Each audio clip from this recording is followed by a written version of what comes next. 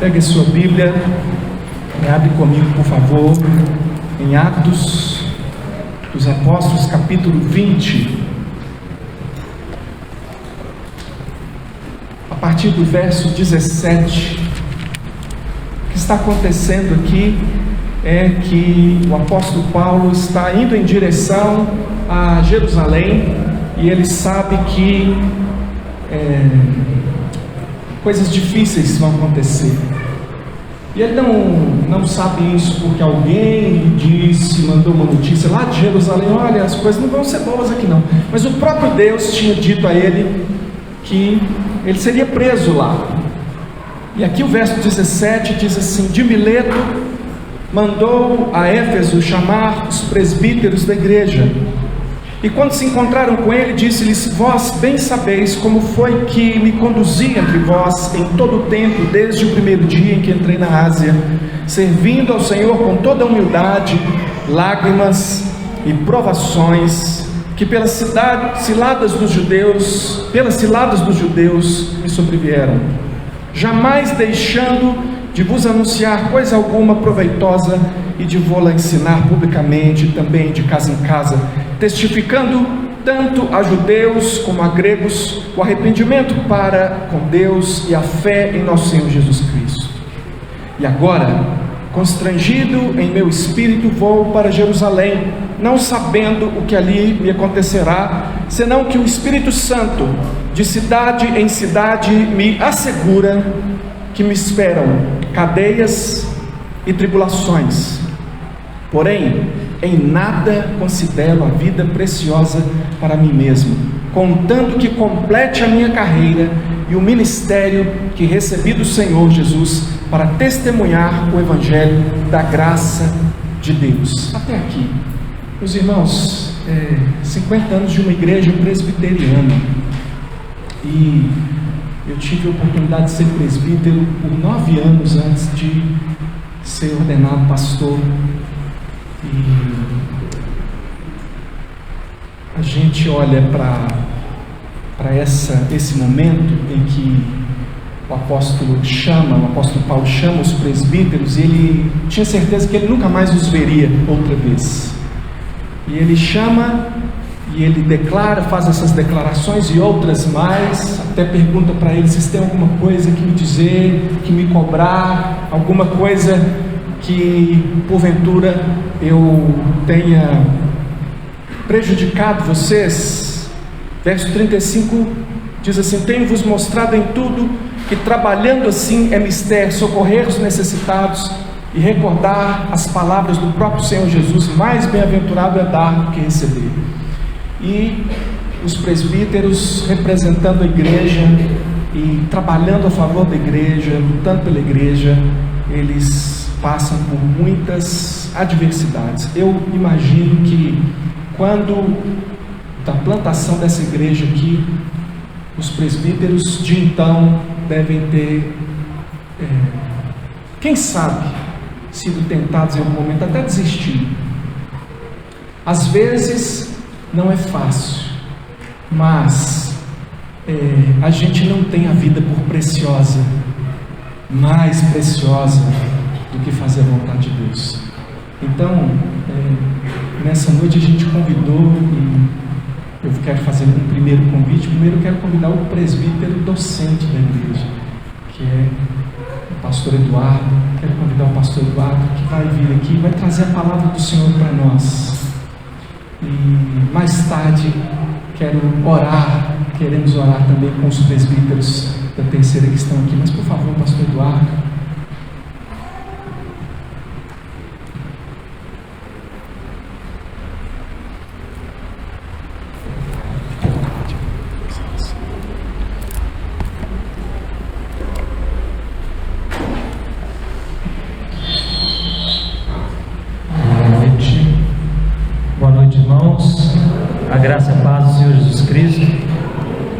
Que alegria poder estar aqui com vocês hoje. Uma alegria por muitos motivos. O primeiro deles, por essa data tão importante, tão marcante na vida da igreja, 50 anos.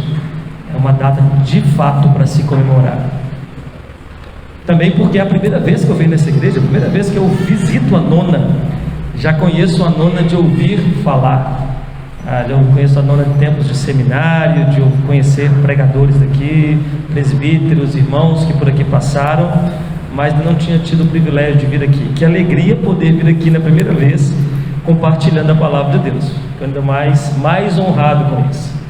E também por ser uma noite especialmente marcante para nós, onde, celebrando o aniversário de 50 anos, vocês nos convidam também a celebrar junto com os representantes da terceira igreja, tornando para nós esse momento ainda mais alegre, ainda mais festivo.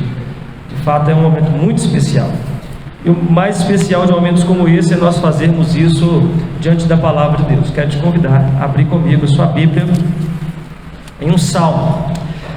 Eu confesso que eu queria fazer o que eu aprendi nesse último ano com a dona Aide. Ela tem o hábito de nos ensinar a ler o salmo do nosso aniversário. Então você faz, esse ano eu fiz não vou falar quantos anos eu fiz, né? Eu li o meu salmo, do meu número. Falei, poxa, é legal também ler aqui, meditar no salmo 50, mas não vai ser no salmo 50, vai ser no salmo 90. Quero que você abra comigo a sua Bíblia no salmo 90. Esse texto que eu gostaria de compartilhar com os irmãos, tentando trazer uma mensagem de edificação ao nosso coração e ao mesmo tempo também celebrar junto com os irmãos pela palavra de Deus esse tempo tão festivo, tão especial na vida dessa amada igreja. O Salmo 90 é um salmo muito conhecido, mas ainda assim eu quero que você abra sua Bíblia e acompanhe a leitura que eu irei fazer deste salmo. 17 versículos que falam da eternidade de Deus, da transitoriedade do homem. Salmo 90, de 1 a 17. Acompanhe por favor a leitura que eu vou fazer deste salmo. Diz assim a palavra de Deus: Senhor, Tu tens sido o nosso refúgio de geração em geração. Antes que os montes nascessem e se formassem a terra e o mundo, de eternidade a eternidade, Tu és Deus. Tu reduzes o homem ao pó e dizes, tornai filhos dos homens. Pois 1000 anos aos teus olhos são como o dia de ontem que se foi, e como a vigília da noite. Tu os arrastas na torrente, são como um sono, como a relva que floresce de madrugada. De madrugada viceja e floresce, à tarde murcha e seca. Pois somos consumidos pela tua ira, e pelo teu furor conturbados. Diante de ti puseste as nossas iniquidades, e sob a luz do teu rosto os nossos pecados ocultos. Pois todos os nossos dias se passam na tua ira, acabam-se os nossos anos como um breve pensamento. Os dias da nossa vida sobem a 70 anos, ou em havendo vigor a 80. Neste caso, o melhor deles é canseira e enfado, porque tudo passa rapidamente e nós voamos. Quem conhece o poder da tua ira e da tua cólera segundo o temor que te é devido? Ensina-nos a contar os nossos dias, para que alcancemos coração sábio. Volta-te, Senhor. Até quando? Tem compaixão dos teus servos. Sacia-nos de manhã com a tua benignidade, para que cantemos de júbilo e nos alegremos todos os nossos dias. Alegra-nos por tantos dias quanto nos tem afligido, por tantos anos quanto suportamos a adversidade.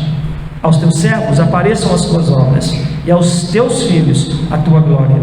Seja sobre nós a graça do Senhor nosso Deus. Confirma sobre nós as obras das nossas mãos. Sim, confirma a obra das nossas mãos. Feche seus olhos. Vamos orar. Peça que o Senhor fale com você através da sua palavra nessa noite.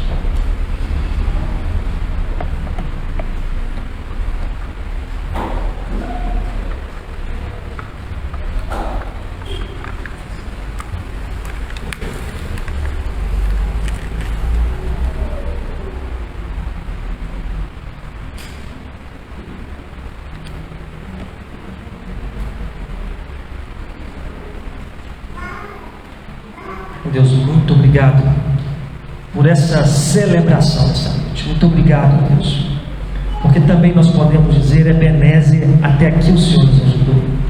Obrigado, Deus, por 50 anos dessa maravilhosa história da nova igreja, por tantos frutos, ó Deus, colhidos aqui nesse lugar, tantos corações transformados, tantas vidas edificadas, tantas almas salvas, ó Deus, tantas mensagens pregadas aqui. Obrigado, ó Deus, porque o Senhor tem conduzido a sua história e de fato as portas do inferno não podem prevalecer sobre a tua igreja. Agora, Deus, que lemos a tua palavra, pedimos que o Senhor fale conosco, que o Santo Espírito ministre aos nossos corações, nós possamos ser edificados por ela e saiamos daqui transformados. Eu te pedimos em nome do Senhor Jesus. Amém. Quem quer viver para sempre? É a pergunta de uma das músicas mais famosas do culto. Quem quer viver para sempre? Talvez esse é um desejo que está no nosso coração. A dificuldade de nós lidarmos com a ideia do tempo, seja para administrar o tempo, seja para desfrutar das coisas boas que o tempo nos dá, ou seja na perspectiva que nós queremos um pouquinho mais de experiências, um pouquinho mais de relacionamentos, um pouquinho mais de tempo para viver.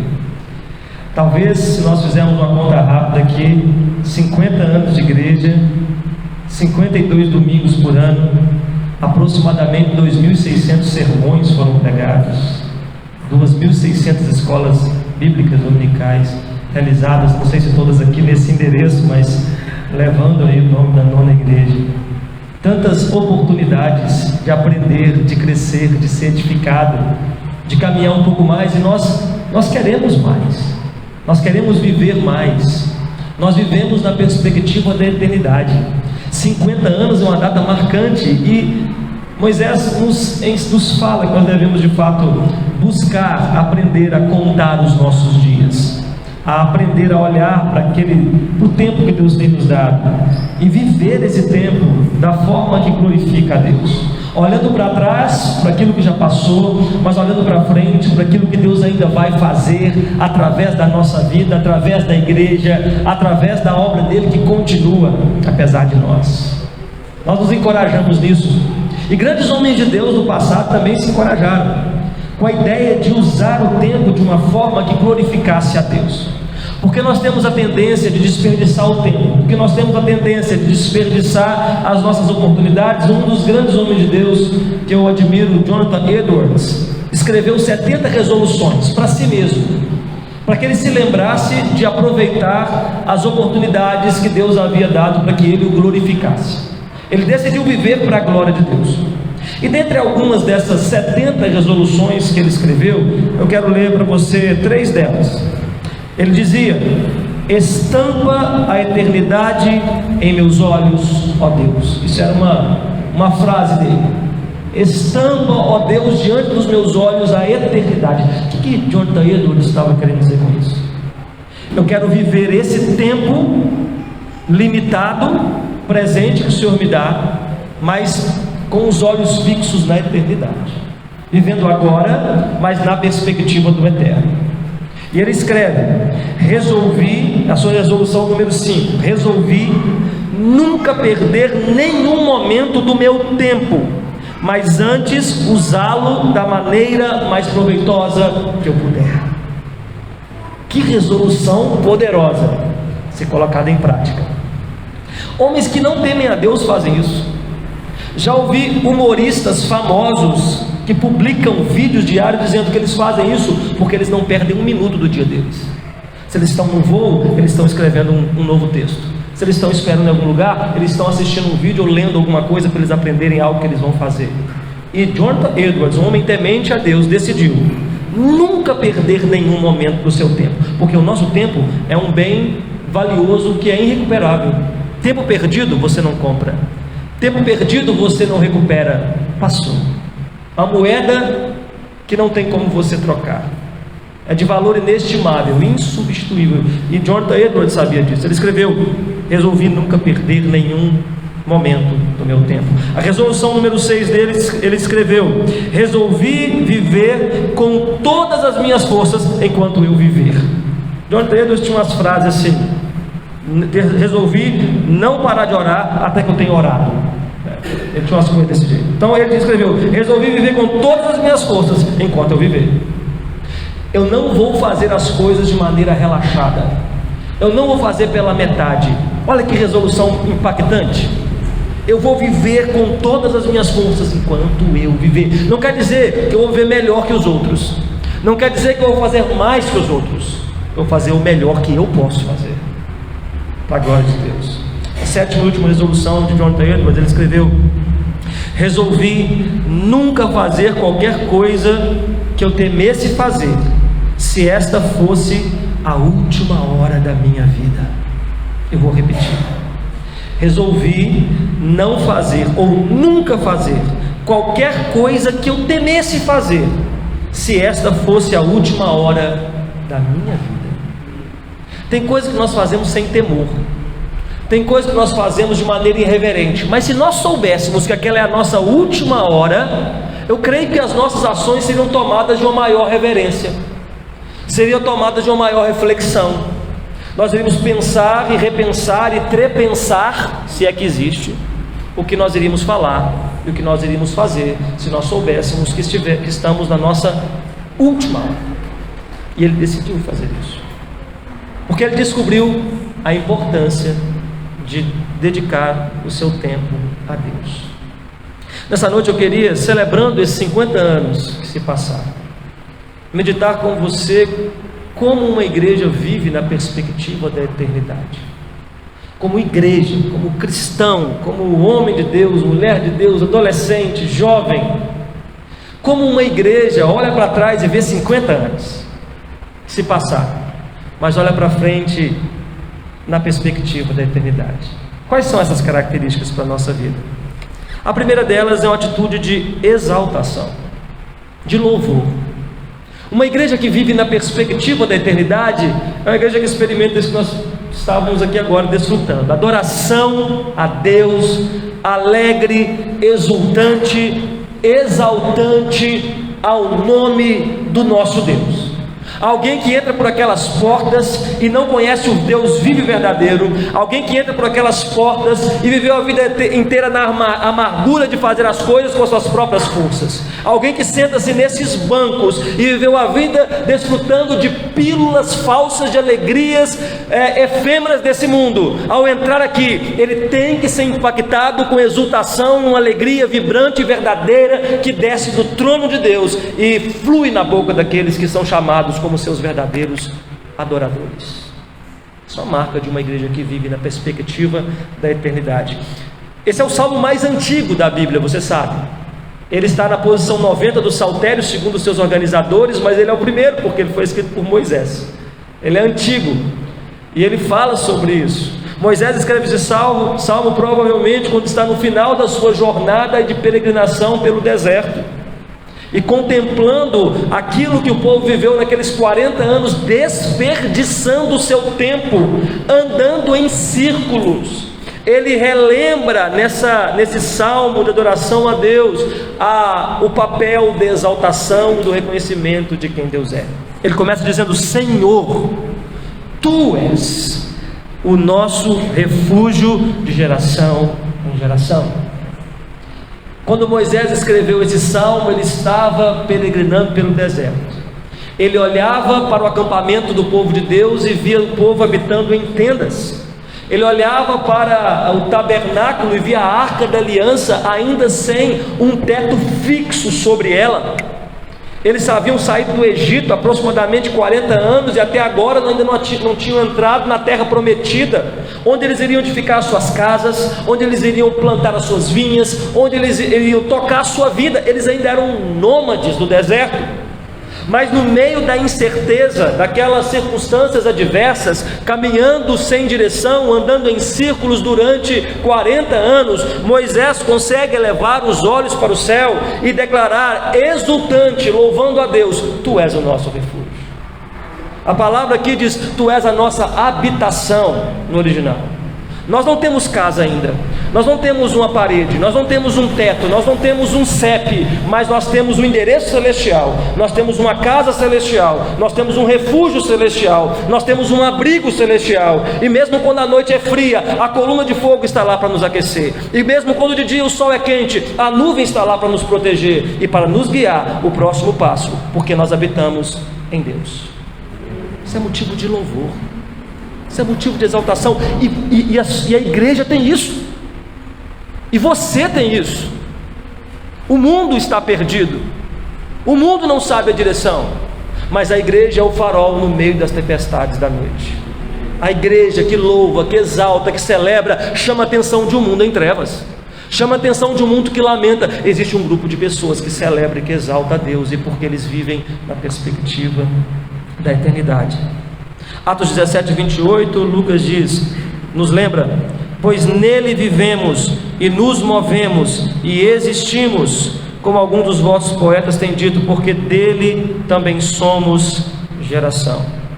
Não importa onde você esteja, Deus deve ser exaltado, porque Ele é o seu refúgio, porque Ele é o seu lugar seguro. Lembre-se disso. Quando a nona igreja se reunir para adorar, quando a nona igreja se reunir para cantar, terá uma equipe de louvor cantando aqui na frente, e você talvez já está desanimado no banco. Lembre-se: Deus é meu refúgio. Abra sua boca e cante, exalte a Deus, enche os seus pulmões, louve com alegria, exalte ao Senhor. E quando você sair daqui, que esse louvor continue na sua vida, na sua palavra, no seu trabalho, naquilo que você fizer, porque Deus é o seu refúgio.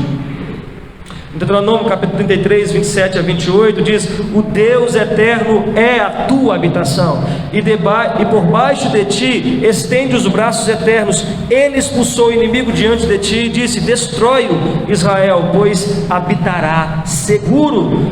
A fonte de Jacó habitará sós numa terra de cereal e de vinho, e os céus e os seus céus destilarão o orvalho. Promessa de Deus. Talvez você não está experimentando agora o que você quer, mas Deus promete coisas maravilhosas para o seu povo. Deus promete estar com você, Deus promete te proteger e ser o seu orvalho. O orvalho é a bênção de todo dia. O orvalho é a bênção invisível que cai sobre você. No final do livro do profeta Oséias, Deus fala que vai abençoar o povo com a chuva e com o orvalho. A chuva é a bênção extraordinária, ela vem de tempos em tempos, mas o orvalho cai toda noite. O orvalho cai um pouquinho sereno, você não vê, ele rega a terra, mas ele faz o seu papel para fazê-la germinar. A exultação da igreja também está no fato de que muitas vezes você entra aqui e às vezes Deus traz um temporal de bênção na sua vida, não é assim? Você vem no culto e fala: que bênção, hoje esse culto foi abençoado, Deus falou tanto no meu coração. Mas tem dias que você volta e fala assim: não, foi bom. Culto, como é que foi o culto hoje? Foi normal. O anormal, não sei como é que é, o pastor de cabeça para baixo. Mas foi normal. Não desperdice o normal. O normal é o orvalho de Deus te abençoando. Leu um versículo, cantou um louvor, fez uma oração, o orvalho está regando no seu coração, e Deus está fazendo a terra do seu coração germinar. Frutos virão e você nem sabe que pequenas gotas de orvalho ajudaram o seu coração a florescer. Não desperdice o orvalho de Deus na igreja. Uma igreja que vive na perspectiva da eternidade é uma igreja que tem uma atitude de exaltação, mas é uma igreja que tem uma constatação. Moisés vai falando esse salmo, vai escrevendo esse salmo inspirado por Deus, e parece que algumas figuras dos relatos do Pentateuco que ele já também havia escrito vão surgindo para nós aqui. Ele celebra, exalta a Deus, porque Deus é de geração em geração. Antes que os montes se formassem, a terra e o mundo, de eternidade a eternidade tu és Deus. Uma releitura de Gênesis 1, da criação, está relembrando aqui que antes que os montes fossem feitos, antes que a criação existisse, Deus já existia de eternidade a eternidade. Ele estava lá para dizer: haja luz. Ele é o Deus eterno. Só que a constatação é: nós não somos eternos. O nosso tempo é precioso, nosso tempo passa. Ele vai dizer: nós voamos, tudo passa rapidamente, 50 anos passa assim. Parece que não, né? Quando a gente é adolescente, tem adolescente aqui? Quando a gente é adolescente, criança, a gente olha... Baixa essa mão aí, Jonas. Quando a gente é adolescente, a gente olha uma pessoa assim: quantos anos você tem? 30 anos, nossa, você é velho, velho. Passa rápido, né? Nosso tempo é pequeno, nosso tempo é curto. A constatação é: Deus é eterno, de eternidade a eternidade Ele é Deus. E a igreja que vive na perspectiva da eternidade, ela vive na busca de conhecer mais a Deus. O interesse, o objeto, a busca da igreja que vive na perspectiva da eternidade é aprender mais de Deus. Ah, pastor, eu sei tudo já frequentei a escola bíblica dominical, eu já aprendi lá sobre o breve catecismo, já aprendi sobre o credo dos apóstolos, já sei esse negócio todo. E o apóstolo Paulo, que é aquele homem que ele fala com uma certa humildade, né, que conheço um homem, não sei quem sou, que foi arrebatado até o terceiro céu, ouviu palavras inefáveis que ele nem podia dizer. Esse homem diz aos filipenses que tudo o que ele queria era conhecer mais a Jesus. Tem muito mais de Deus para você conhecer. O interesse do adorador é ver a Deus, é conhecer a Deus. E Moisés começa a falar da eternidade de Deus e a constatação que nós não somos eternidade. Ele nos leva de volta ao pó. Ele diz: tu reduzes o homem ao pó. Mais uma vez uma referência a Gênesis 1, o homem sendo criado do pó da terra. E diz: tornai ao pó filhos dos homens, no original filhos de Adão. Tornai ao pó filhos de Adão. Deus é eterno, mas nós não somos. Nós somos limitados pelo tempo. Por isso nós devemos usar esse tempo para a glória de Deus. Como Jonathan Edwards resolveu viver na perspectiva da eternidade. Cada momento, cada instante, cada tempo é importante. Nós temos a ilusão de achar que o próximo tempo será melhor, gente. Meu irmão casou esse final de semana. Eu fui lá em Timóteo, eu fiz o casamento do meu irmão, para ter certeza também que ele estava casado. Casou. Aí vive a vida inteira solteiro, querendo arrumar uma namorada. Quando arrumar uma namorada, aí minha vida vai ser melhor. Namorada, aí arruma. Aí vê que também nessa maravilha toda, né? Aí continua, tem que noivar que vai ser bom. Aí quando eu noivar vai ser uma maravilha. Aí noiva, aí não tá bom ainda. Aí quando eu casar, aí vem os filhos. Quando vem os filhos, eu estou na fase agora que meus filhos estão pequenos, eu falo: meu Deus, quando meus filhos estiver maior, quando meu filho estiver adolescente, aí sim, eu vou poder fazer isso e aquilo e tal. Já estou sabendo que é ilusão, o pessoal mais velho já me contou. Sinto lhe decepcionar. Os problemas só mudam de nome, mas eles continuam. Você acha que a outra fase vai ser: não, pastor, quando eu preciso agora comprar minha casa, aí eu vou dedicar mais à igreja, eu vou lecionar na escola bíblica dominical, eu vou participar do louvor, mas agora o momento da minha vida está muito complicado. Quando eu passar essa fase, quando eu formar, aí tá bom, pastor, pode contar comigo. Mas pastor, surgiu agora um mestrado, uma oportunidade, eu estou fazendo mestrado, eu também tenho que dedicar mais um tempo. Sempre vai ter alguma coisa. E quando você perceber, pode ser tarde demais, porque o seu tempo é limitado, você não é eterno.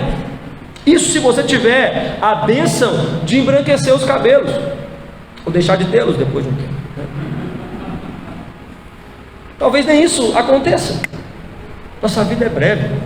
Ele diz: tornai, filhos de Adão, pois 1000 anos aos teus olhos são como o dia de ontem que se foi, como a vigília da noite. Mais uma referência também aos escritos de Moisés, porque curiosamente o homem que mais viveu registrado na Bíblia não chegou a 1000 anos, Matusalém. Ele não completou os 1000 anos. Então Moisés arredonda e fala: 1000 anos, que é o que mais viveu o Senhor. Como o dia de ontem, como a vigília da noite, como a madrugada. Tu os arrastas na torrente. Aqui também alguns comentaristas reconhecem uma referência ao dilúvio. Tu os arrasta nas torrentes, porque Deus havia dito que ao dilúvio os dias do homem subiriam no máximo a 120 anos. Uma grande quantidade de tempo vivido foram arrastadas na torrente do dilúvio. Agora nossa vida ainda é mais limitada. São como um sono, como a relva que floresce de madrugada viceja, floresce, de tarde murcha e seca. Deus tem toda a autoridade para decidir quanto tempo de vida nós temos, meus irmãos. Nós não sabemos. Nós não sabemos quanto tempo nós ainda temos. Eu não sei quanto tempo eu ainda tenho. Mateus capítulo 6, 27, Jesus faz uma pergunta retórica, dizendo: qual de vós, por mais ansioso que esteja, pode acrescentar um cômodo, 40 centímetros, ao curso da sua vida? A resposta é ninguém. A sua ansiedade não acrescenta nada na sua vida. O seu desespero, a sua pressa, a sua inquietação, os seus temores não acrescentam nada na sua vida. Atrasam o seu coração, te impedem de desfrutar das coisas boas. A sua vida está corrida? O seu tempo está escasso? Eu nem te conheço, mas imagino que a resposta é sim. Está todo mundo correndo e nós ficamos desesperados quando estamos perdendo tempo. Eu tenho aprendido a tentar desfrutar dos momentos de espera. Você já experimentou fazer isso? Tem momentos no seu dia que não tem jeito, você tem que esperar. Você está dirigindo, e se você está dirigindo, em alguma hora você tem que esperar. Porque o trânsito aqui só tem dois. Eu descobri que em Belo Horizonte só tem dois tipos de trânsito: o difícil e o impossível. É os que eu pego de vez em quando por aí. Então eu estou dirigindo, parou, agarrou tudo. Eu vou olhar no céu, vindo de carro, o André estava reparando nas cores do céu, pintadas de uma forma que nenhum artista pode reproduzir essas cores. Já parou para reparar nisso? Hoje eu estava na fila do sacolão, assim, querendo chegar logo para pagar, porque eu tinha outro compromisso depois, e não tinha jeito, tinha que esperar, carrinho lá esperando. Eu comecei a reparar na variedade das cores. Já reparou que no sacolão tem tudo que veio da terra? Tudo lá nasce. Foi Deus que inventou cada uma daquelas plantas. O amarelo do milho, o verde do limão, a cor lá da manga, cor de manga, as outras cores, e com arco-íris lá dentro. Eu fiquei olhando aquelas cores, que variedade. Isso aqui não é nem 10%. Tem cores que o homem ainda nem descobriu. Aí eu comecei a viajar, falei assim, não, tem cores que meus olhos nem conseguem ver, que o prisma dos meus olhos não conseguem distinguir, mas elas existem, Deus criou, e existem animais que conseguem enxergá-las, eu não. Olha que variedade da criação de Deus. Deus é eterno, Deus criou todas essas coisas. Então eu queria que você pensasse como igreja. Se nós somos filhos de Adão, nossa vida é limitada. Se 1000 anos para Deus são como o dia de ontem, então nossa vida é breve. Se nós somos levados pela torrente, somos como uma erva que nasce e o calor vem e a gente murcha, nós somos frágeis, nós somos facilmente destruídos. Se a vida é muito curta, vale a pena você ficar andando em círculos igual o povo no deserto? Era isso que Moisés estava dizendo. O povo estava andando em círculos. Vale a pena você desperdiçar o seu tempo com orgulho? Em 50 anos de igreja, será que nós tivemos problemas de pessoas orgulhosas aqui nessa história? Gente que saiu da igreja porque o orgulho foi ferido. Gente que deixou de servir no ministério porque o nome não foi citado na lista do final do ano. Conheço ninguém que não, hein? Tem pessoa que parou de tocar no louvor porque na hora que ele fazer o solo da guitarra mandaram ele abaixar. Vale a pena você perder o seu tempo com orgulho? Se a vida é tão breve. Vale a pena você desperdiçar seu tempo com mágoa, porque o irmão te feriu, porque o irmão não te cumprimentou, porque alguém não tratou você como você achou que merecia. Agora você também não participa mais, e tem trabalho que se alguém liderar um grupo não vai, e se o outro liderar outro grupo também não vai. Não sei se acontece essas coisas ainda hoje em dia, mas vale a pena desperdiçar o seu tempo com mágoa? Vale a pena desperdiçar o seu tempo com futilidades? O objetivo de uma igreja que vive na perspectiva da eternidade é constatar a realidade de Deus, é viver para Deus, é conhecer a Deus, e nós gastamos nosso tempo com tantas futilidades, com tantas, às vezes, programações, ideias e coisas que não tem nada a ver com conhecer a Deus. Vale a pena desperdiçar o seu tempo com pecado, quando nós sabemos que nossa vida é tão breve? Uma igreja que vive na perspectiva da eternidade, vive em atitude de exaltação, vive numa atitude de constatação, mas também vive numa atitude de confissão. Igreja é lugar de confessar, igreja é lugar de ser confrontado, igreja é lugar de você ser tratado, ser moldado, ser exortado, para você ser mais parecido com Jesus. E Moisés faz isso. Ele diz, versículo 7: pois somos consumidos pela tua ira e pelo teu furor conturbados. Diante de ti puseste todas as nossas iniquidades. Você acha que está escondendo alguma coisa do seu pastor? Você acha que está escondendo alguma coisa dos seus presbíteros? Você acha que está escondendo alguma coisa da sua família, dos seus irmãos? Todas as nossas iniquidades estão diante de Deus. Todas elas. Falaram uma vez com uma irmã que estava visitando a igreja pela primeira vez, que um pastor estava dando uma lição na escola dominical e a irmã estava no banco, e falou: olha, no dia do juízo, quando Deus voltar, vai ter um grande telão e todos os nossos pecados vão passar lá. A irmã juntou a bolsinha dela e foi embora. Você está doido? Quer que ninguém veja isso? Não. Mas todos eles estão diante de Deus, nenhum deles estão ocultos. Até aqueles que você não sabe. Por isso Davi orava para Deus perdoasse os pecados que ele nem sabia que havia cometido. Na segunda parte desse salmo que nós meditamos agora, Moisés declara como é a nossa vida. Nossa vida é breve. Na terceira parte, ele revela por que a nossa vida é assim. Por causa do pecado.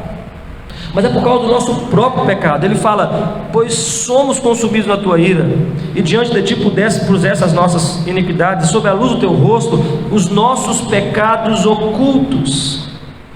A vida é limitada, breve e frágil, por causa do pecado.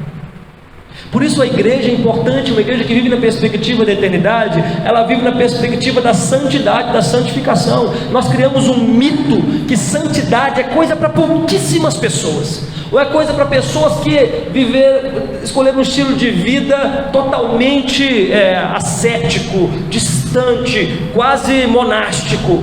A essas poucas pessoas são santas, mas nós não, nós estamos aqui mesmo na chuva para se molhar. Mas a santidade é para você. A santidade é o alvo de Deus para a nossa vida. O apóstolo Paulo escreve uma carta, aliás duas, para a igreja em Tessalônica, uma jovem igreja, das primeiras cartas que Paulo escreve, estando em Corinto, fugiu de lá, perseguido pelos irmãos. Ele escreve uma carta para uma igreja vibrante, uma igreja que tinha uma fé operosa, um amor abnegado e uma firme esperança na volta do Senhor Jesus Cristo. Uma igreja que recebeu a palavra de Deus, não como palavra de homens, mas como de fato é palavra de Deus, e por toda a Caia e Macedônia se divulgava a fama daquela igreja. E Paulo escreveu para eles: mas eu escrevo a vocês para que vocês progridam cada vez mais. Esta é a vontade de Deus para vocês, a vossa santificação. Não tem santificação sem confissão, não tem santificação sem doer em nós. Gênesis 47, 9, Jacó constata aquilo que Moisés fala, versículo 10: os dias da nossa vida sobem a 70 anos, e havendo vigor 80, neste caso o melhor deles é canseira e enfado. Nossa vida é isso mesmo. Nós ficamos cansados o tempo todo. Aí você fala: correria, estou cansado. Ela é cansativa. A palavra no original, o que significa? Ela é trabalhosa e triste. A vida pela vida, a vida como ela é, a vida debaixo do sol, como diz o autor do Eclesiastes. Jacó, quando se encontrou com o faraó em Gênesis 47, 9, declarou para ele: os dias dos anos das minhas peregrinações são 130 anos. Poucos e maus foram os dias dos anos da minha vida, e não chegaram aos dias dos anos da vida dos meus pais, nos dias das suas peregrinações. Está na hora mesmo da gente admitir que o nosso maior inimigo, o maior problema da igreja sou eu. E na igreja nós aprendemos isso. Nós aprendemos a lidar com o nosso pecado. Nós vivemos na perspectiva da eternidade, porque um dia não existirá mais pecado, um dia não existirá mais iniquidade, um dia não existirá mais transgressão. Nós já somos santos agora, nós nos santificamos nessa vida, mas um dia seremos plenamente santos, renovados pelo Espírito do Senhor, e teremos um corpo glorificado como o de Cristo, e viveremos desfrutando da sua presença eternamente. Você vive na perspectiva dessa eternidade? Então você precisa buscar agora a sua santificação. Você precisa começar agora a investir nessa vida, desfrutando da presença de Deus. Porque pois se queixa o homem, diz Jeremias em Lamentações 3,39, queixe-se cada um dos seus próprios pecados. Uma vida de uma igreja na perspectiva da eternidade tem exaltação, constatação, confissão, e finalmente ela é regada por petição. Igreja é lugar de orar. Igreja é lugar de nós fazermos orações. Como é bom ver a igreja unida em oração. Como é bom ver a igreja orando. E infelizmente essa é sempre uma das reuniões mais difíceis das igrejas. As reuniões mais difíceis de juntar o povo.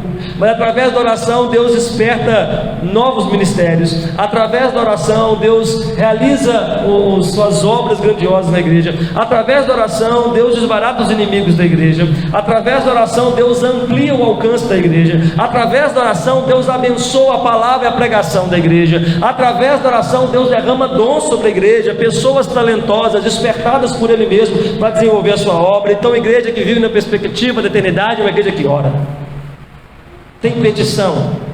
E Moisés começa a pedir. Deus é eterno e eternamente compassivo. Depois de tudo isso, Moisés chega ao coração da sua oração. E a sua petição específica está no versículo 12.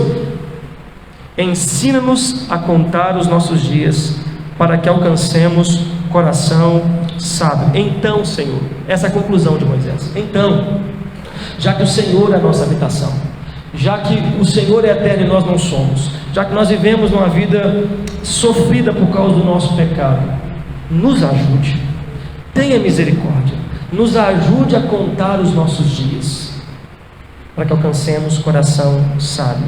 E vocês devem ter ouvido isso alguma vez. Moisés não está pedindo para Deus um calendário preciso. Ele não está pedindo para Deus assim, eu quero contar todos os dias, saber quantos anos eu tenho. A ideia do original é: ensina-nos a valorizar cada momento da nossa vida. Lembra que eu falei? Quando a gente é adolescente, quer namorar, quando está namorando, quer noivar, o cara aproveita. Namorar, a fase do namoro é uma bênção. A fase do não namoro também é uma bênção. Ser adolescente é uma bênção. Eu falo com meus filhos, e quando a Júlia fala assim: pai, eu queria ser adulto, eu falei: não, mas tu não sabes o que dizes. Desfruta, minha filha. Eu vou pôr eles na cama: pai, eu não quero dormir. Eu falei: não, você não sabe. Chegará o dia onde você falar: eu só quero dormir. Mais um pouquinho, por favor. E tem agora a fase: eu quero ir para a escola. Eu falei: vamos ver até onde vai continuar. Quando a Júlia tinha 2 anos de idade, ela não beijava e não gostava de beijar. Eu era doido para ganhar um beijo da Júlia. Ela não beijava e não gostava de beijar. E a brincadeira preferida dela era pegar a vassoura, ficar pegando as vassouras da minha mãe, da sua mãe, da minha esposa, e querendo fazer algum serviço doméstico. Eu olhei para aquela cena e falei assim: meu Deus, eu sei que daqui uns 10, 15 anos essa ordem vai estar invertida. Ela não vai querer uma vassoura e vai estar querendo beijar. Então, se eu me preparo, porque cada fase tem a sua dificuldade, né, irmão? Você sabe. Então aproveite a sua fase. Sua melhor fase é agora. Seu melhor tempo é hoje. Seu melhor momento é esse que Deus está te dando. Desfrute dele, aproveite ele, viva ele. Não perca o seu tempo na tela do celular. Não perca o seu tempo, não desperdice sua vida, não joga a sua vida fora, gastando virtualmente aquilo que você poderia desfrutar presencialmente. É triste quando nós fazemos uma viagem, visitamos um lugar maravilhoso e as pessoas estão enxergando toda a paisagem através das lentes do celular. Ela está lá, ela pode ver. Ela pode ver com os olhos nus, mas ela tem que ver através da tela do celular. Tem que registrar aquele momento. As pessoas não viajam mais para si mesmas, elas viajam para postar para os outros. Desfrute dos momentos. Desliga o celular quando estiver com os filhos. Pare de ler o jornal, desliga a TV, liga o rádio quando estiver com pessoas importantes. Tem um amigo meu que você vai visitar ele, se você for visitar ele, ele mora em outra cidade e ele tem uma regra na casa dele. Você chegou lá, agora isso não funciona muito por causa do 4G, mas antes não tinha 4G tão bom assim. Aí as pessoas chegavam na casa dele, amigos aqui de Belo Horizonte, primeira coisa que pediam aqui: me dá a sua senha do Wi-Fi, por favor. Ele falava: não dou. Não, só para mandar mensagem aqui para falar que eu cheguei. Não, você pode ligar, liga aí e fala que você chegou.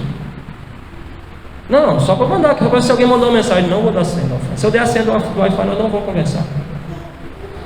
Você vai perder uns 70% da nossa conversa, porque mesmo com o celular na mesa ali, só a presença dele tira a sua atenção, sabia?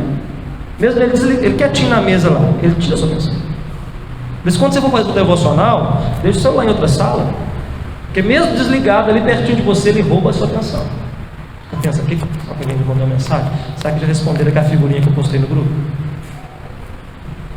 Moisés pediu: nos ajude a aproveitar o nosso tempo, a valorizar cada momento da nossa vida. O Salmo 139:16 diz: os teus olhos me viram substância ainda informe, no teu livro foram escritos todos os meus dias, cada um deles escrito determinados, quando nenhum deles havia ainda. Todos os seus dias são importantes, Deus escreveu cada um deles, individualmente e preciosamente. Só Deus sabe a conta dos nossos dias.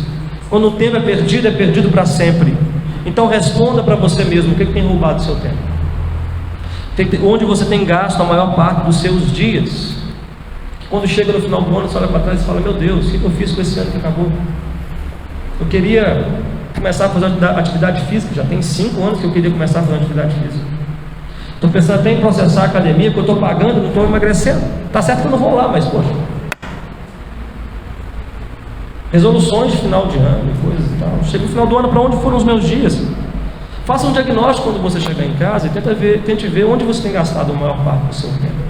Você vai descobrir que tem algumas coisas, tem algumas lacunas, tem algumas brechas na sua vida onde o seu tempo tem escoado, você tem perdido aquilo que é mais precioso para viver na perspectiva da eternidade.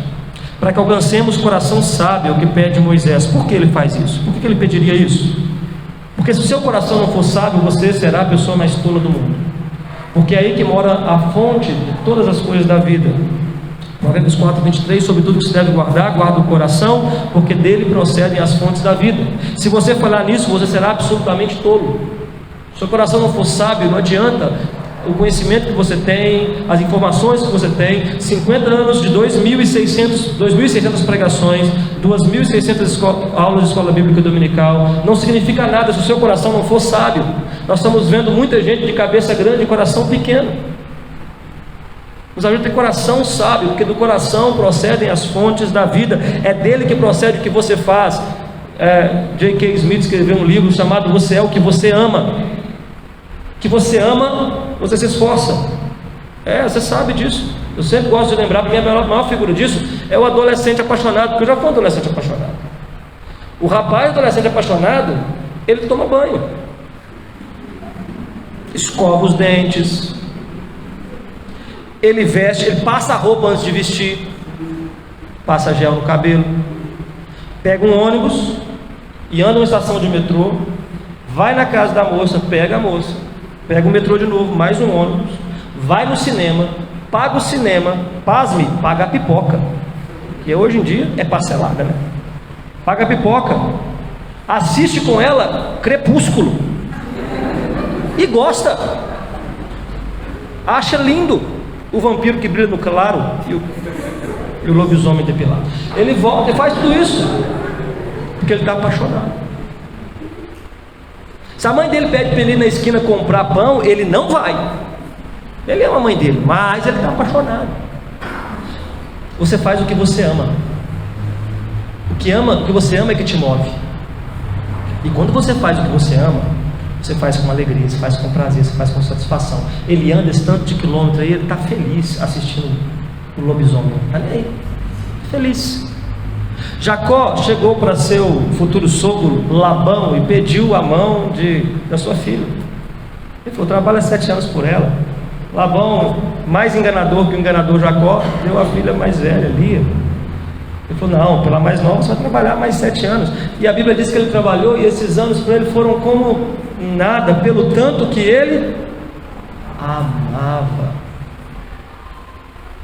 Cansei, indo culto de novo, cansei, escola de domingo. Pastor, inventar culto segunda-feira. Quando a gente ama, a gente faz com prazer, com alegria. Nos dê coração sábio. Efésios 5, 15 a 16. Portanto, vede prudentemente como andais, não como necios, e sim como sábios, remindo, redimindo, restaurando o tempo, porque os dias são maus. Moisés finalmente finaliza aqui essa petição principal dele com mais 6 petições. Eu vou só resumi-las aqui. Ele diz: volta-te, versículo 13, volta-te, Senhor. Até quando? Senhor, nós estamos aqui dando volta nesse deserto há 40 anos. Volta para nós. Olha para nós. Eu sei que o povo pecou, que o povo não fez o que deveria fazer, mas volta, Senhor. 50 anos, essa igreja já experimentou tantas coisas. 50 anos, tantos despertamentos. 50 anos, tantos momentos que aquelas pessoas falam assim: aquele tempo era maravilhoso, aquele tempo era bom. Já passou, meu irmão, já acabou. O tempo é agora. Então olha e fala: Senhor, não faz voltar o tempo não, volta o Senhor. Vem cá o Senhor, enche esse lugar, enche a nossa vida, desperta a nossa geração, volta para nós. Essa oração da igreja que vive na perspectiva da eternidade. A palavra de Deus diz que aqueles que dizem, são todos aqueles que dizem os tempos do passado eram melhores, são tolos, porque não volta, acabou. Mas quem vive na perspectiva da eternidade fala: volta, Senhor. Volta, Senhor. Sacia-nos de manhã com a tua benignidade, para que cantemos de júbilo e nos alegremos todos os nossos dias. De manhã, o que o povo de Israel fazia? Toda manhã colhia o maná. Maná de café da manhã, maná de almoço, maná de café da tarde e de noite. Uma sopinha de maná para dormir com o estômago forrado. Sacia-nos de manhã com a tua benignidade. A nossa provisão vem do Senhor. Igreja passa problema financeiro, toda igreja passa. Lutas nessa área financeira, crises. A gente tem que lembrar que a igreja não é feita com dinheiro, a igreja é feita com fé. Nós oramos, nós cremos, nós pedimos: sacia no Senhor com a tua benignidade. Manda os recursos, manda a provisão, e nós vamos crer que Deus irá nos ouvir.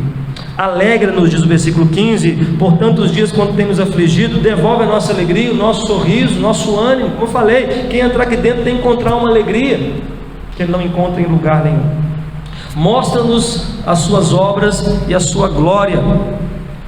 Ele fala aos teus servos, versículo 16: apareçam as tuas obras e os teus filhos e aos teus filhos a tua glória. Então que nós possamos reconhecer que Deus está fazendo alguma coisa, Deus está movendo, Deus está agindo na igreja. Nossa, que sorte, hein? Acabou a lei aí que proíbe a igreja de reunir. Isso é Deus que está fazendo, é Deus que está agindo. Não tem coincidência, só tem cristocidência numa igreja que vive na perspectiva da eternidade. Seja sobre nós a sua graça, diz o versículo 17, a graça do Senhor nosso Deus. Seja sobre nós a tua graça. A igreja vive da graça de Deus na perspectiva da eternidade. E finalmente, confirma as obras das nossas mãos. O que Moisés quer dizer com isso? Eu gosto muito dessa expressão que ele usa: confirma as obras da nossa mão. Porque Moisés, ele fala que Deus guiou o povo no deserto como qualquer pai guia o seu filho. E essa palavra que é usada nesse texto, que Deus guia o seu povo no deserto como ele guia seu filho, a palavra no original é filho pequeno, criança de colo. Você carrega no colo. Então Moisés estava dizendo: o Senhor nos guiou nessa estrada como uma criancinha pequena, no colo, segurando ali pela mão. E agora ele diz: confirma as obras das nossas mãos. A ideia aqui no original é: pega as nossas mãos e coloca nas suas obras. Sabe quando você está ensinando uma criança a escrever as primeiras letras? Aí a mamãe pega a mãozinha dela e ensina ela a fazer o A, ensina ela a fazer o F. Quando eu comecei a ensinar a Júlia a fazer café, a Júlia faz café, eu peguei a mãozinha dela com a xicrinha lá para colocar açúcar, canequinha para colocar água, segurando a mãozinha dela. Dá mais trabalho, não dá? Do que você fazer sozinho. Mas está ensinando, e aí você está garantindo, a criança se sente segura, porque a mão do papai está fazendo certinho. Se ela fizer sozinha, ela coloca um pouquinho mais de açúcar, um pouquinho menos de açúcar, mas com o papai segurando a mão, é certinho. É isso que Moisés está pedindo: confirma as obras das nossas mãos. Nós somos crianças diante do Senhor, nós não sabemos fazer direito. Pega a nossa mão e a gente vai fazer aquilo que o Senhor quer que a gente faça. 50 anos se passaram. O que Deus vai fazer se Ele pegar as suas mãos? Onde Ele quer colocar as suas mãos? Onde Ele quer usar você do jeitinho que você é? Onde você irá servir? Eu sei que Deus faz isso com carinho, porque um dia Ele pegou a mão do seu próprio filho e a colocou no lugar que Ele queria que ela estivesse, no madeiro encravado por pontiagudos e grandes pregos. Os seus pés foram transpassados, sua cabeça recebeu uma coroa de espinhos, o seu corpo foi açoitado, a sua imagem foi humilhada, o seu lado foi transpassado, seu precioso sangue foi vertido, para que as obras das suas mãos fossem confirmadas e hoje nós pudéssemos viver na perspectiva da eternidade. Um Deus que foi tão longe para poder fazer de você, igreja, noiva gloriosa. Ele é o mesmo Deus que pega você pela mão hoje e te leva e te ajuda a fazer aquilo que você nem imagina que ele é capaz, segundo o seu poder. Queria que você orasse por isso. Fred Mercury perguntou: quem quer viver para sempre? Nós não vamos viver para sempre nessa vida, mas nós vivemos na perspectiva da eternidade com Deus. Deus fez isso por nós. Então nós temos humildade para dizer: Senhor, nos ensina a viver os nossos dias na perspectiva da eternidade. Que os próximos 50 anos da Nona possam refletir nessas características de uma igreja que caminha assim. Vamos orar por isso? Senhor Deus e Pai, muito obrigado por essa noite. Te louvamos, ó Deus, mais uma vez pela vida da Nona Igreja, por ela ter abençoado tantas pessoas e tantas outras que nem sabem que foram abençoadas de bênçãos, que nasceram aqui. Obrigado, Deus, pela vida do pastor Enoque, do conselho dessa igreja, ó Deus, dos líderes, dos membros, ó Pai, gente que está aqui desde o comecinho, gente que chegou agora há pouco tempo, mas que o Senhor Deus dê essas marcas para essa igreja, e para cada membro dessa igreja possam viver na perspectiva da eternidade, vivendo para a glória do Senhor, os próximos 50 anos e todos os dias que o Senhor nos der, até que o dia que o Senhor nos chame a voltar para a terra como filho de Adão. Nós aguardamos esse tempo onde estaremos eternamente com o Senhor. Até lá, que o Senhor nos santifique, santifique essa igreja. É o que nós oramos no nome do Senhor Jesus. Amém. Deus abençoe, meus irmãos.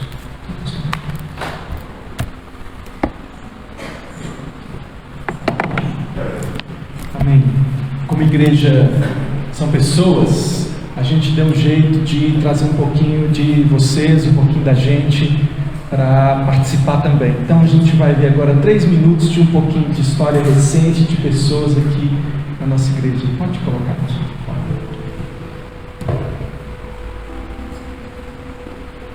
A gente chegou aqui, fomos assim, muito bem acolhidos, e aqui é uma igreja que realmente ensina bem da Bíblia.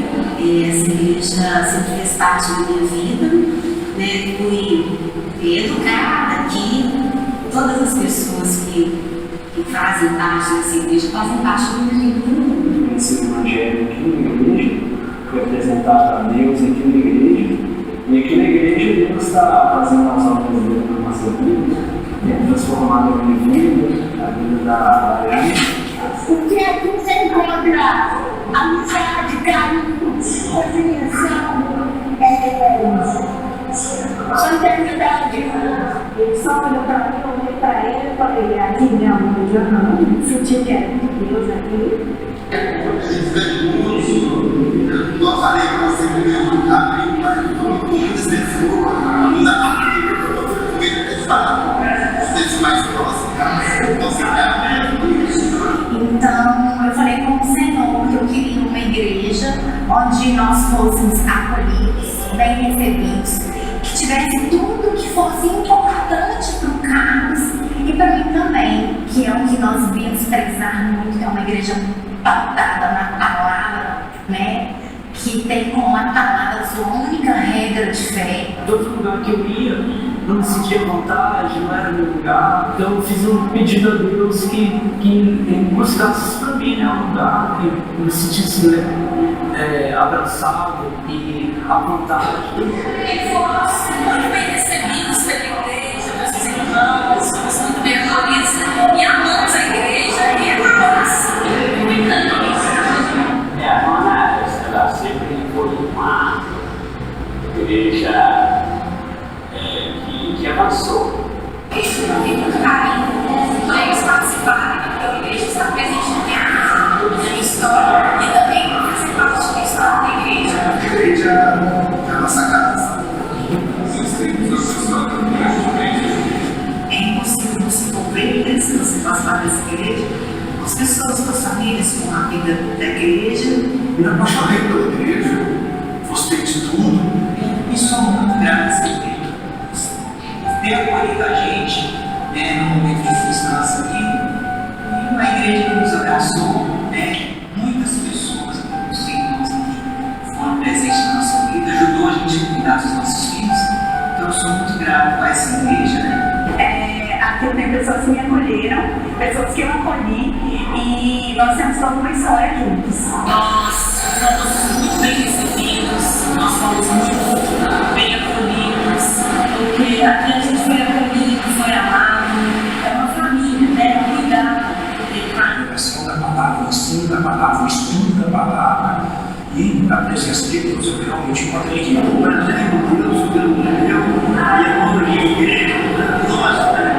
Eu escolhi ficar numa igreja, por ser uma igreja familiar, por ser uma igreja que me acolhe muito bem, ser uma igreja que trata com respeito, desde o pastor até os membros, de forma geral, todos tratam com muito respeito e tem amor entre os irmãos, sabe? Foi por isso que eu escolhi. Eu conheci pessoas que me receberam muito bem, porque eu me sinto bem, porque aqui é a minha segunda casa, onde eu posso contar com todos, independente de como esteja. E eu sei que aqui na igreja, cada uma é parte do corpo e eu me sinto como parte do corpo mesmo, eu me sinto bem.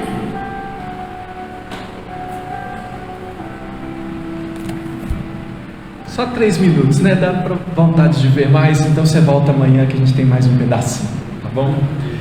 Eu gostaria agora de convidar todos os presbíteros da terceira igreja que estão aqui conosco. Que bom se a gente pudesse convidar a terceira toda, né? Todo mundo. Mas como vocês são representantes da igreja, queria que vocês estivessem aqui, por favor. Também o pastor, estivessem todos aqui. Eu quero convidar os presbíteros da nona que estão presentes. E aí, pedir que os presbíteros da terceira fiquem desse lado aqui, presbíteros da nona comigo aqui, do lado de cá. Eu esqueci o que eu tinha que ter trazido para cá.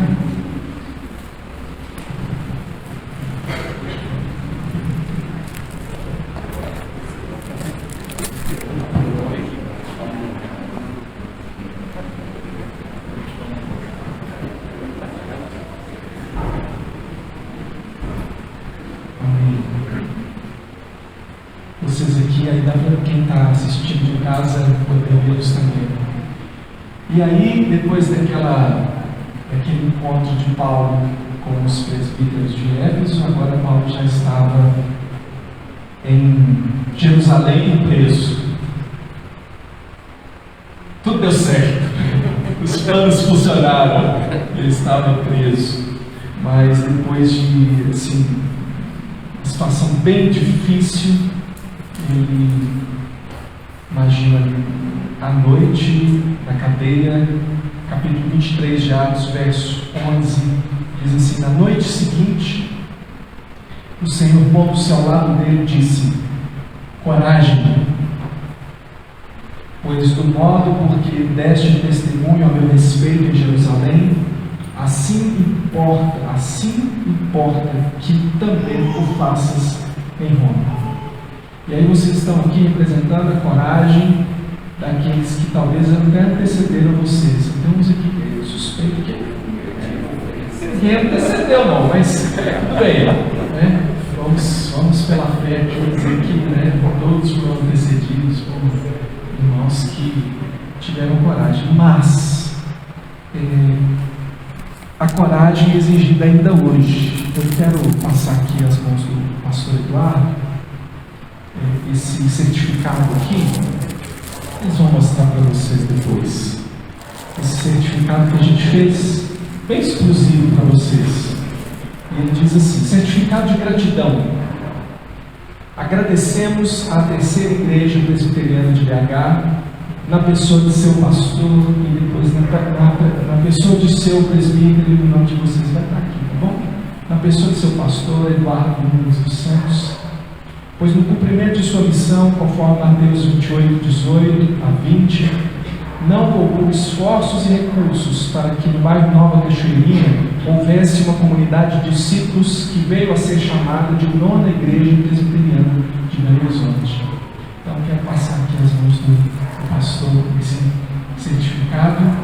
Eu quero pedir aos irmãos, por favor, que fiquem de pé. Nós queremos orar aí. O pastor passa as mãos dos presbíteros, o certificado deles. Quero fechar. Pode passar, por favor. Pode dar até uma fotinha assim daquela que você mostra assim, né? O pessoal está registrando ali.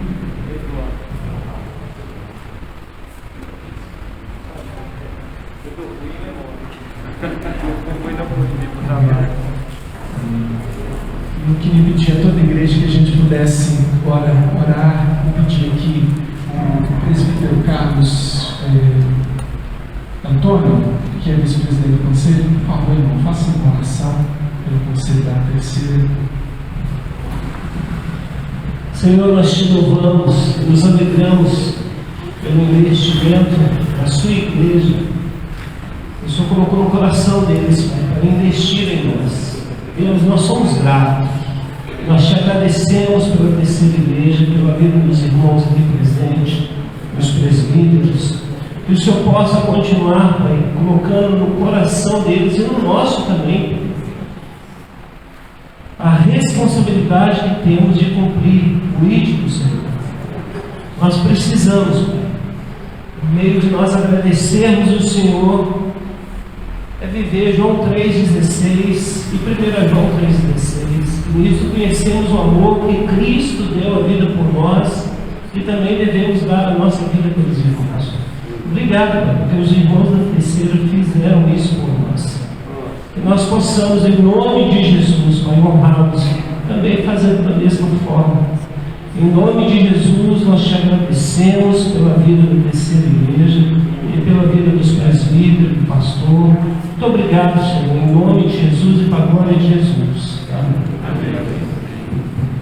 Só quero dizer, meus irmãos, que nós aprendemos com vocês e nós plantamos também igrejas. E durante essa semana, nos outros dias aqui, terça, quarta, quinta e sexta-feira, nós vamos receber aqui as igrejas que nós plantamos. Então são as netas da terceira igreja. E que os irmãos tenham no coração aquela palavra de coragem e se lembrem que na velhice darão frutos. Amém? E que 50 anos ou 64 anos que vocês têm não é nada. Isso aí, 1000 anos não é nada, não é mesmo?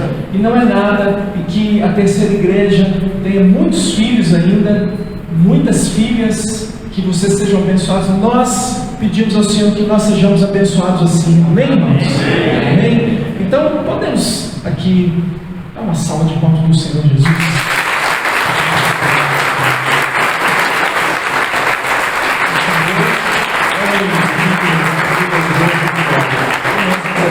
Agradecemos os irmãos e nós vamos agora orar e terminar esse nosso tempo juntos. Amanhã a gente está aqui de novo às 19h30. Aqui atrás tem um cachorro quente que ele está sendo aqui preparado. Você está aí com uma fomezinha aí. Antes de ir em casa, quem sabe você come um cachorro quente aqui com a gente. Os recursos vão ser destinados para uma família que nós estamos ajudando aqui. Feche seus olhos, agradeça a Deus por esse tempo. Obrigado, Deus, por esse tempo tão precioso diante da Tua Palavra, aprendendo o que significa, Senhor Deus, contar os nossos dias, aprendendo, Senhor Deus, o quanto nós precisamos estar submissos ao Senhor para entender a vida e aproveitar a vida e dedicar a vida ao Senhor, e em tudo Te louvamos, Senhor, Te agradecemos por esse tempo tão especial e rogamos as Tuas bênçãos para nós agora e sempre. Senhor, que a graça do Senhor Jesus, que o amor de Deus, o nosso Pai, e que a comunhão do Espírito do Senhor seja com todos nós, agora e sempre. Amém. Amém. Amanhã, Igreja Aliança vai estar aqui conosco. Deus abençoe você, Deus abençoe vocês, que a gente continue juntos até o fim da semana.